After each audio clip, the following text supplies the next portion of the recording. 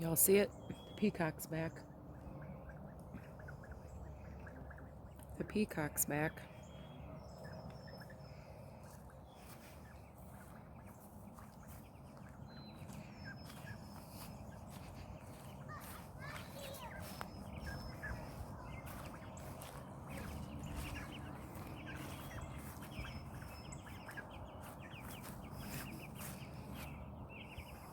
Get out of here. Get out of here.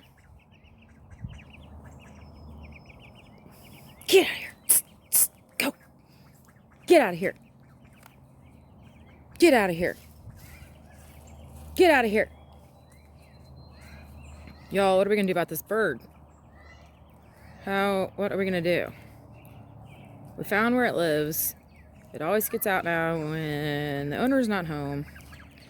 And he doesn't really care, I know, because his dogs chewed up my Under Armour slides right after we moved in, came up on our front porch, took my slides, took my son's soccer ball, and chewed them all to pieces, and one slide I never found. So, yeah, he didn't really care. So, I don't think he's going to care that his peacock is trying to get our chickens. Come on, go home. Go home.